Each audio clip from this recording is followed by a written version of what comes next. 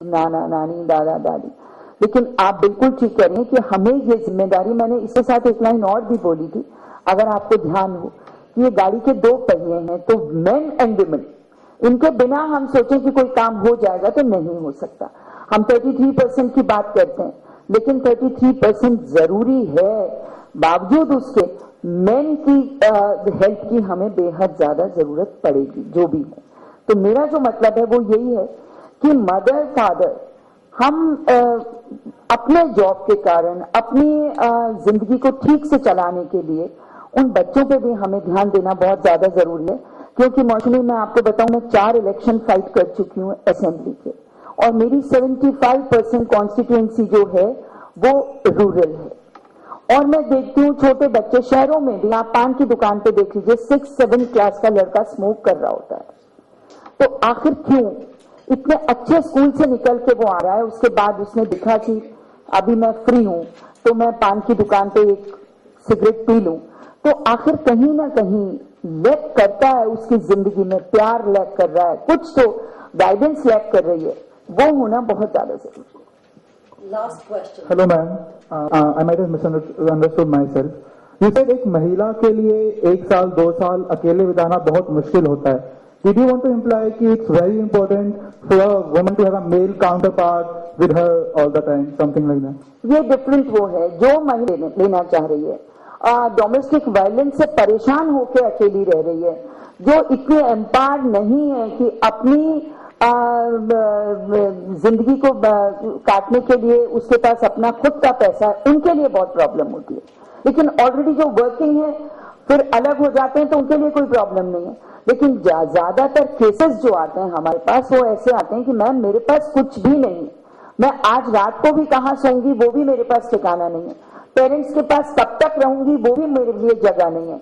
ये एक जो प्रॉब्लम है उन महिलाओं के लिए है जो अकेली, इस तरह की महिलाएं अपनी जिंदगी नहीं गुजार। But shouldn't we work towards getting them, making them more independent instead of sending them back to the abuser? देखिए वो एक्सेप्ट करे, वो एक्सेप्ट नहीं करता, वो नहीं करता। Of course, I mean, आप उसको कंपेयर तो कर नहीं सकते। You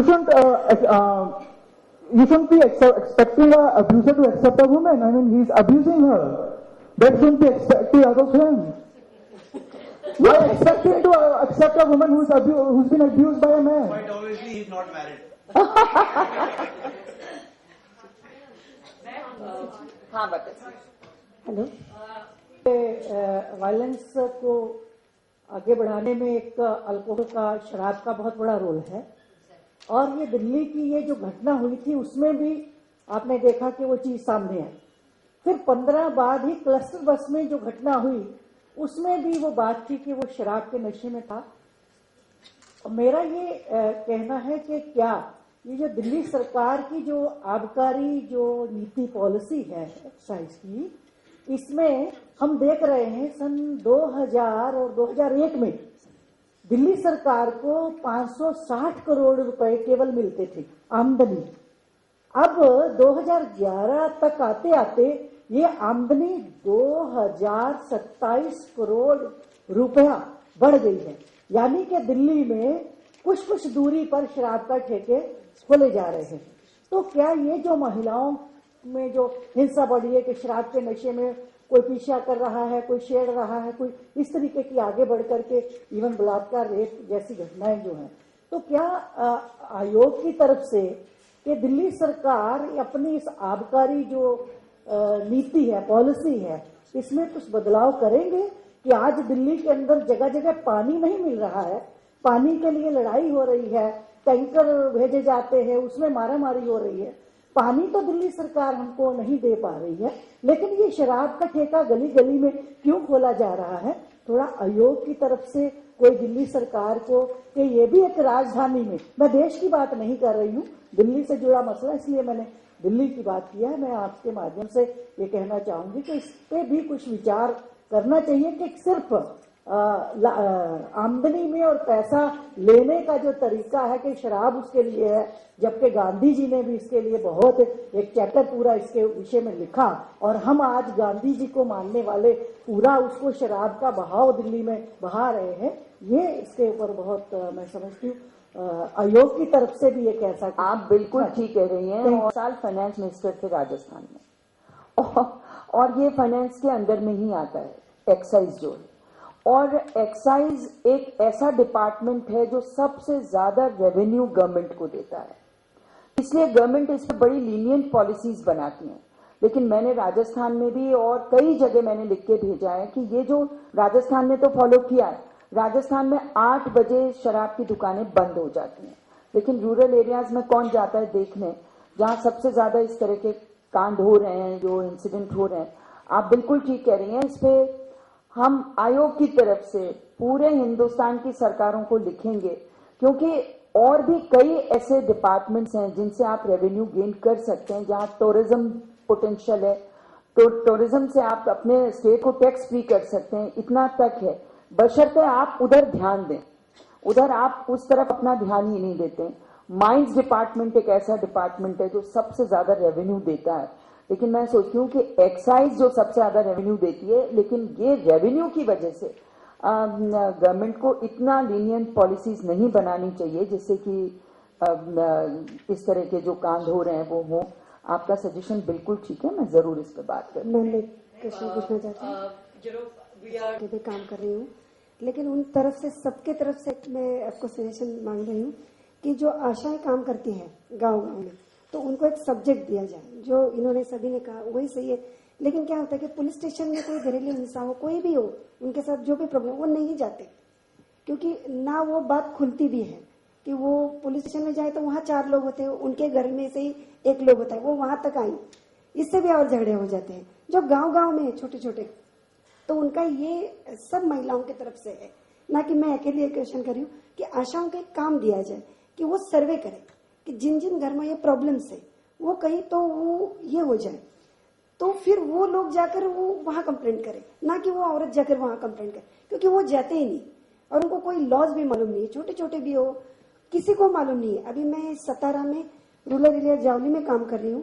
1,500-2 हजार मेरे साथ महिलाएं हैं, तो सब मिलकर हम एक महिलाओं को छोटे छोटे काम देते हैं। जापान ने हमको एक बिल्डिंग खड़ी करके दी, तो उस पर हमारे 2-2.5-3 हजार महिला काम करे। उन सबकी ये राय कि आप तक पहुंचा दे कि आशाओं का वो काम दे दो उनको कि कहाँ क्राइम हो रहा है, कहाँ घरेलू हिंसा हो रही है, तो एक डिपार्टमेंट हो कि जो सर्वे करते करते ऊपर तक जाए, तो फिर वो उनको कोई बोल दे कि ऐसा ऐसा आपके यहाँ हुआ है, वो खुद तो नहीं जाएंगी। तो ये आप बिल्कुल ठीक कह रही हैं। शहरों में भी, आप तो रूरल की बात कर रही हैं, शहरों में भी कई औरतें इतना शर्म महसूस करती हैं, सोसाइटी की शर्म, फैमिली की शर्म, कि मेरे साथ ऐसा हो गया, मैं कैसे सोसाइटी को फेस करूंगी अब, तो वो रिपोर्ट ही नहीं दर्ज कराती। तो ये होना चाहिए कि वो कम से कम अपने राइट्स के बारे में अवेयर हों कि हमारे राइट्स हैं, और अगर हम रिपोर्ट दर्ज कराएंगे, लॉन्च कराएंगे FIR, तो हमको जस्टिस भी मिलेगा। इसके साथ साथ मैं ये भी कहूंगी कि पुलिस सेंसिटाइजेशन की भी बहुत ज्यादा जरूरत है, क्योंकि पुलिस जिस तरह की बात करती है उससे जो कंफर्टेबल लेवल जो लेडी का है वो खत्म हो जाता है, तो ये भी बहुत ज्यादा जरूरी है। लोगों ने मुझे कहा कि गर्ल्स को सेंसिटाइज, कॉलेज गर्ल्स को, स्कूल गर्ल्स को सेंसिटाइज करिए। मैंने कहा क्यों ही बॉयज को, वो बहुत ज्यादा जरूरी है, क्योंकि करते तो ये सब बॉयज ही हैं, गर्ल्स तो नहीं कर रही हैं, तो उनको सेंसिटाइज करने की ज्यादा जरूरत है। और आपने जो आशाओं की बात कही है, इस पे मैं जरूर कुछ ना कुछ कहूंगा। Thank you very much. Let the outcome and bring it across to you. And before you go, we would like to share with you, so Maitri is today launching an initiative which is engaging men and boys into the campaign to end violence against women.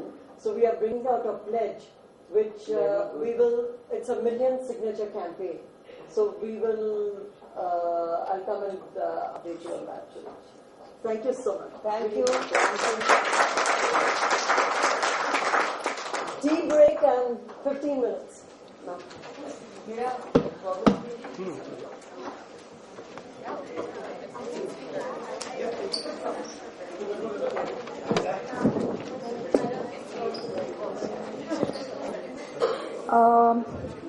We'll be starting now, please. I would request. Welcome back.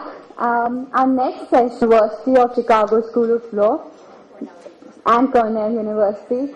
I would really like to thank them. They're helping us with the report. Thank you, Seetal, for joining us. And we have Brianna, Kimberly, Rachel, and Hannah with us. And also Dr. Scotson, thank you for being here with us. So, Seetal, will you start? Thank you. Thank you, HRLN and Maitri, for hosting this really important conference. It's so timely. It's almost real time. We're going to be discussing a law and a bill that has, as Ms. Mamta Sharma said, has just passed. We don't know the details of the bill, but we'll discuss the ordinance and the provisions in the ordinance from a comparative perspective. My students from the University of Chicago as well as Cornell University have been studying this since January of this year, and we've also worked on a comparative study of acid violence in Bangladesh, India, and Cambodia. We will draw from those two projects to talk about, which we'll talk about here. So the rape and death of Jyoti Singh Pandey has received significant media attention, not only in India, but also around the world. Since mid-December, front-page stories have been regularly appearing in American newspapers about the rape, about the death, about the protest, about the law reform, now about the rape of the Swiss woman. As a result of all of this, there's a perception that sexual violence is rampant in India. However, the statistics show that there are far more rapes registered in the United States than in India. Approximately 22,000 cases were registered in India in 2010, while there were double that, 44,000 in the United States. The rate of rape is approximately 2% per 100,000 people in India and 27% per 100,000 people. Of course, we all know that rape is underreported, so it may be the case that these statistics are misleading because the United States, there may be more reporting in the United States, although that may be changing, as Mamta Sharma had said. Now there's more awareness here, people feel more comfortable reporting it as a result of the attention that the rape received. So from an outside observer, I feel that the intensity of the protests in India was in part because of the nature of the rape. It's a stranger rape in a public place. This type of crime is emblematic of the general lack of protection people feel on the streets. With economic liberalization, there has emerged a strong middle class that must travel to their jobs and increasingly want to enjoy leisure activities. Just as Jyoti was doing, she was returning from a mall in South Delhi, watching The Life of Pi, and entered the ill-fated vehicle because an auto rickshaw wouldn't take her home. It's the middle class and the poorer people who need the protection from the government, the police protection, and the social services to guarantee their safety,